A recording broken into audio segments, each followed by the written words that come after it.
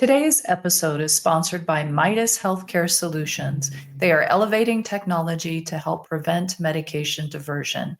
Key features of their product include real-time visual proof of compliant medication disposal, powered by machine learning and AI to detect drug wasting behaviors, seamless integration with your ADC, EMR, and diversion software for efficient reconciliation of waste transactions, including identifying outliers. Anytime witness technology, providing flexibility when a witness is required for unused controlled substance disposal, and RX Intercept for customizable random or targeted sample collection with secure chain of custody. Welcome back to Diversion Insights. Today we are going to discuss one pharmacy director's experience with surveyors, who seem to be putting more emphasis on a meaningful diversion program. My guest today is Dr. Hossam Gamal. Welcome, Hossam, and thank you for being willing to share what you have experienced, as well as what you've heard from other pharmacy directors having similar experiences. Thank you, Terri, for having me. Absolutely. I have long wondered when surveyors were going to start holding facilities more accountable for meaningful drug diversion programs. A meaningful program is very different from a diversion program. I have seen it so many times where I have asked the facility if they have a drug diversion program, and they say yes. But then you dig in to see what they have, and it becomes pretty clear it's what I call a checkbox program rather than a meaningful program. What has been the focus of interest from surveyors that you have seen or heard about recently? Yeah, that's a great question. I feel that over the years, I've been seeing it evolving with the surveyors when they come and visit hospitals. And since I worked in different hospitals, I've seen different perspectives from what they ask for, what they look for. And I think recently I'm seeing more and more emphasis on not only having like some kind of drug diversion software, or just not, they don't stop if you just say drug diversion software. They want to know more about that, what you do with the drug diversion software. Are you having meaningful use for that drug diversion software? So for instance, like, okay, what do you do with the drug diversion software? Do you have scores that you might monitor? Is it only for nurses, or you also do it for anesthesia? And if you do it for anesthesia, how you track it? How do you talk with anesthesia if you see or feel that there's a problem with them? And then who gets involved in these decisions? So definitely evolve. They ask more questions. They dig deeper nowadays than it used to be. Okay. Are they saying that they are, requiring or highly recommending, or, dinging you if you don't have software? Or are they just implying that a facility should have it, or you can't have a meaningful program unless you have it? Or where are the boundary lines there with the software? Because not all facilities have it. Many do it manually. I've worked at an institution that did it very well manually. So what impression are you getting from them in terms of gotta have it, should have it, nice if you have it? I think at this point, it's probably not enough for them to see manual process, because you can do so much with manual, but the drug diversion software take you to another level. So Right. I wouldn't say that they say you must have it, but there is a big emphasis that at this point, you need to have something. If you're going to track anesthesia and nursing and scores, it's very hard to do it without something. Right. Some of the automated dispensing machines, they have some ways to monitor and track some like diversion, or I would say not only diversion, but red flags, but not as detailed as the drug diversion softwares and some kind of if you want to call it AI.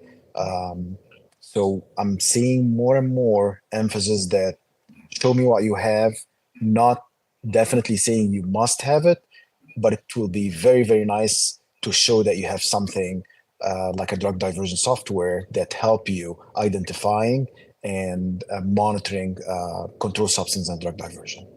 Okay, yeah, that makes sense. And I wonder too if it's a different, I mean, it may be inspector, surveyor dependent, surveyor dependent, but it's probably, it may vary if they're coming into an institution that has had an issue and that's why they're there, right?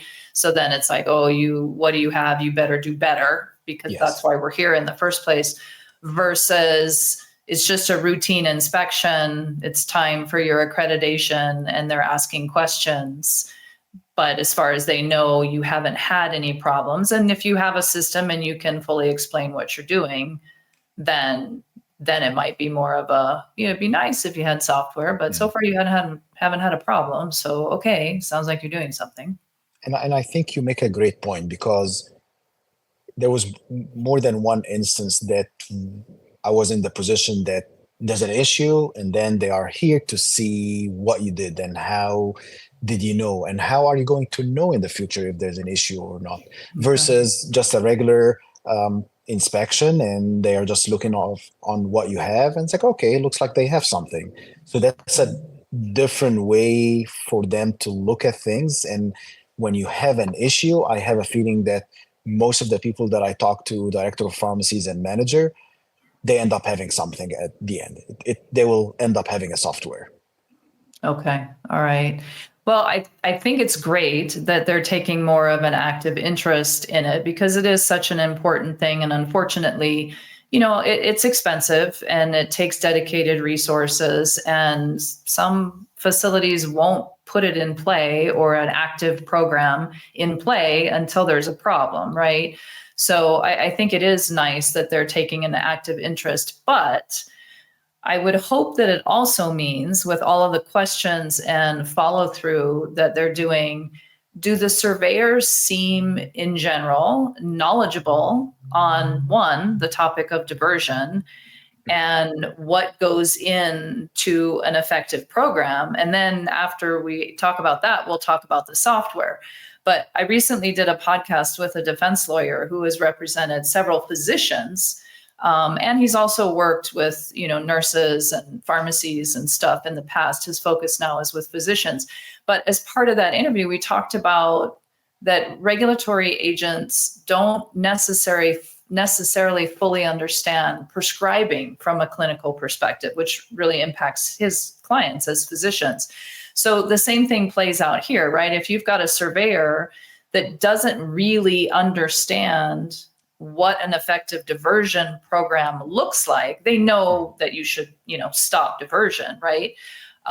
So are you finding that they seem pretty knowledgeable about what a robust program should entail? I had experience with pharmacist surveyors, and I can tell you that the pharmacist surveyors, they know what they're talking about. They know what is the drug diversion, I would say, committee, what is drug diversion, software, what is drug diversion and controlled substance monitoring should be looking like. So they definitely have the knowledge. Is it the knowledge like the one that is doing the job day to day? Maybe not, but they have enough knowledge to ask questions and make sure that you are on the right track. And if you are not, then it's a problem. Yeah, that makes sense. You can't get too much past the pharmacist surveyors. If we get a nurse in, we can kind of talk our way around things, right? Because not to insinuate that they're not smart. It's just we live in two different worlds. So they don't know our world, and like we don't know their world either. So it's a little bit easier to talk our way around things. So what about when it comes to the software itself? The questions in general are probably, what are you doing? How can you monitor? Do you find that they have pretty good, there's more than one software out there. They Yes. work a little bit differently, although they ultimately have the same goal. Do you find that they're pretty knowledgeable about the software and how it works? So I did work with at least two different pharmacist surveyors, and I did work in different hospitals that have different softwares. And just to go back to your question about the software and if they are required or not, out of 5 hospitals that I worked in the last few years, all of them at this point have some kind of drug diversion software, one version Okay. of the other, one name or the other, but they do have it now. And it's based on maybe a system that had an issue somewhere else, and they decided to roll up a drug diversion software everywhere in their system. Or it could be a small hospital that heard about something, or they had an issue with drug diversion and they ended up buying or getting a consult, and they got the drug diversion software. So just wanted to touch, like, just make sure that I'm giving you that Mhm. observation from my experience. When it comes to the surveyors knowing some details about the software, that I would say probably the 2 that I spoke to, they do know some details about the software. Like, for instance, one of them, where we're talking about the drug diversion software and what we're doing, and then we started talking about anesthesia, and then said, okay, what do you do for anesthesia and how you track them? Because the software that you have, they have a score that can create a score for them, and you might be needing to do this and this. So it made me feel that it's not that they just know a name, they know more details about it.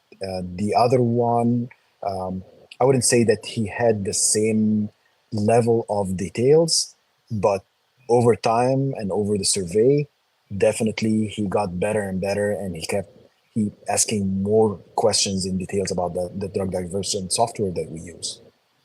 Okay. All right.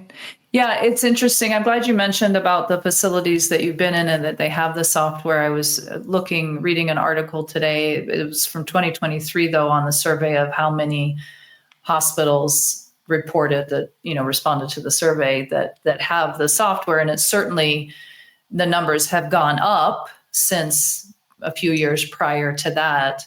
But still, I'm trying to remember what the number was. I feel like it was either just under or just over 50% of those that responded said they had it. Don't quote me on that. But so you have seen in your experience, everybody has something.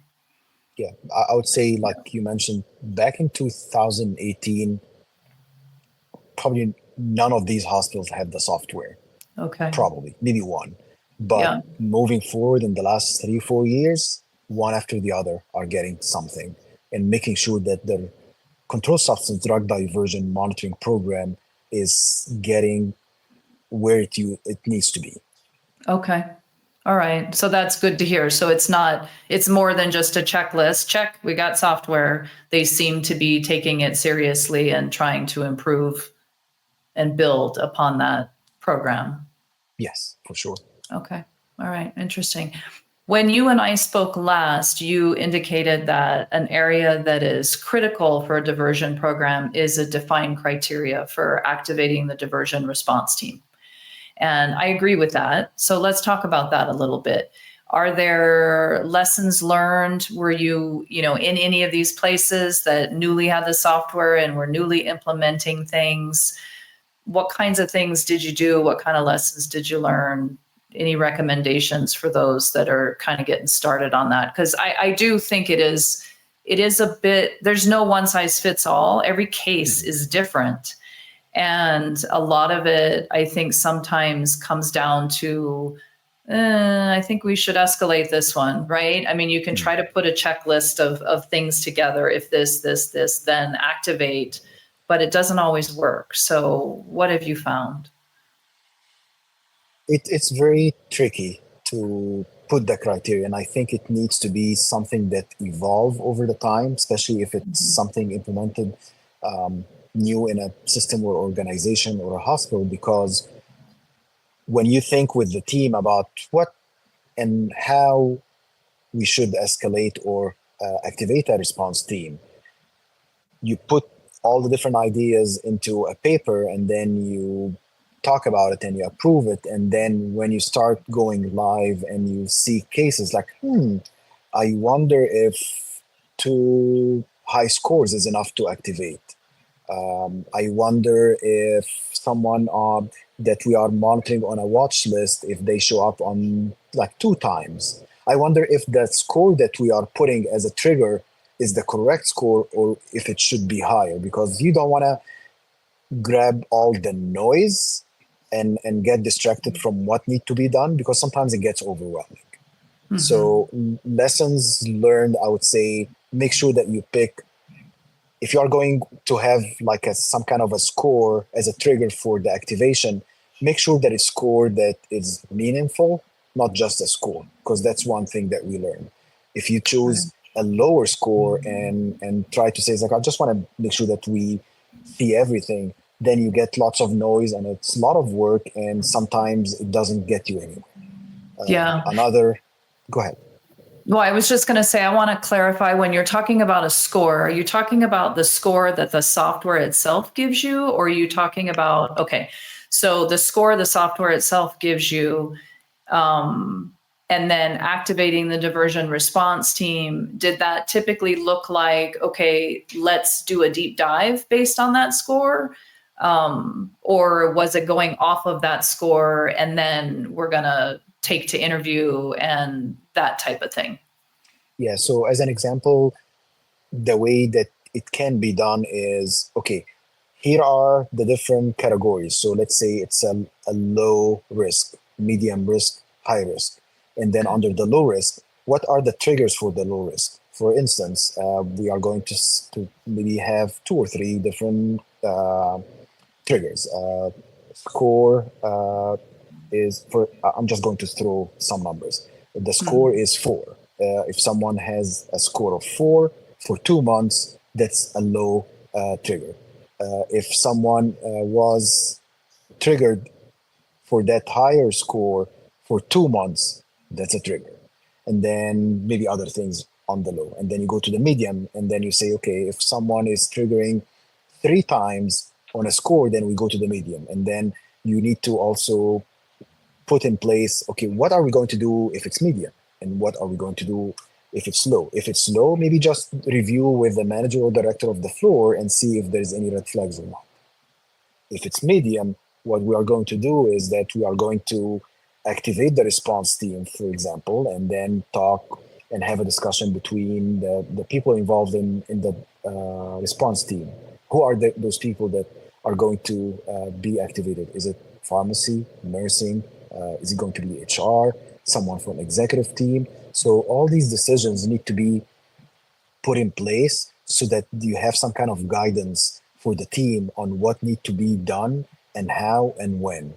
And then if the team is going to end up meeting to discuss one of the cases that we have, what is the next step? Are we just going to monitor? Are we going to have a meeting with the individual nurse, anesthesia, or pharmacy, whoever the person is? And if that's the case, what are the next steps? Or are we just going to monitor and see if that person is, if it's just like red flags, but it's not something alarming? And I would guess that somewhere in that piece of the activating the diversion response team will be that deeper dive into the transactions, right? Because I think we all know that the number might be based on some factors that we can easily explain once we start looking at the transactions. And I think that's why it's very important to create some kind of activation, but also be open-minded and be willing to change them if need to. Because the one example that comes to mind, that we had someone that was triggering, for example, for 2 months, and then on the 3rd month triggered again. When we did the deep dive, we found that, well, it was triggering on one medication because that medication, the pocket was full, and it was just creating an error showing that the patient is trying to access the QB or the drawer when in fact it was not. Okay. It was just an error in the automated dispensing machine. Right. Yeah. And, I think that's really important. People cannot forget that the software is great and it gives you a really good look at things, but you have to be careful how you interpret things as well, right? And so I think that is another advantage of that diversion response team, because it's more than one person looking at it.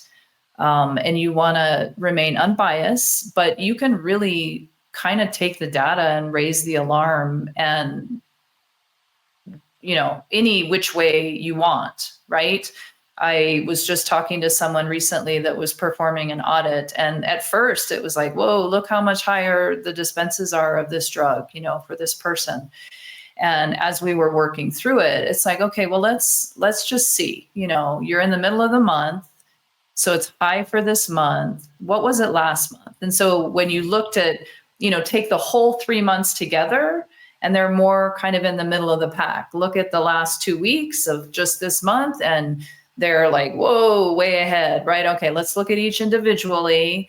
Let's look at how much they dispensed. It's like, it's pretty much the same number, but now they're just at the top of the pack. So when you originally thought, whoa, we have a big problem. Well, when you break it down, it's like we might not have a big problem, but to go from whoa to maybe there is no issue here, right? Yes. But we have to be really careful how we use the information, because we can, if we have a bias or if we don't know what we're doing, we can skew it really any way we want. Definitely true. And that's why I feel it's very important to, number one, to make sure that it's a lot of work. When we start doing those deep dives, those are necessarily before making any decisions, but those deep dives, they take time and they take energy. So making sure that you have resources to do them and they are dedicated and they understand what they're doing without bias, it's very important key. Having also our nursing leadership and anesthesia, if they are involved, to be open-minded, and it's a big learning curve for them. So I've seen changes over time. It's like, no, there's no way that this person versus, let me take a look. I think there's something going on here. It evolves with them understanding more and more about what's going on and why we're doing it. But again, working in a facility where I had resources and I've seen and I check on them every now and then, and the resources that they had is growing. Instead of having one controlled substance coordinator, they have two now, and they know what they're doing. They do the deep dives, versus if you don't have the resources and you struggle to spend all the time to do those deep dives. Right. Yeah. And if you don't have the resources, and the tendency then is to pass more on to the nurse managers or whoever the manager is of, whatever licensee you're looking at. And then it falls apart there too, right? Because they don't know what they're looking at. And then it's like, you're bothering me again, and it's these— We've done that a couple months ago. Exactly. Crying wolf again. Yes.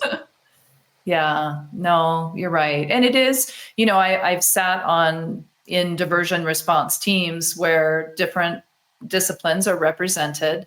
And, somebody starts with, this might be a stupid question, but because they're looking at it completely differently, right? Maybe they're not clinical, and so they need you to explain something to them. But it turns out, no, it's not a stupid question at all. It was something that the rest of us just took for granted. But as soon as they said it out loud, it's like, oh, yeah, let's look into that. That would be really interesting to get the answer to that question. And it makes a difference in the investigation. Yes. Yeah. Okay. Well, this is good. I think, are there any number one piece of advice that you would give to people, really anything that, people that maybe don't have a solid program, people that recognize they have a problem, but they're just haven't had time to look into what they want to do about it, or they've got software and they're pretty new to it and they're just trying to build their program? I would say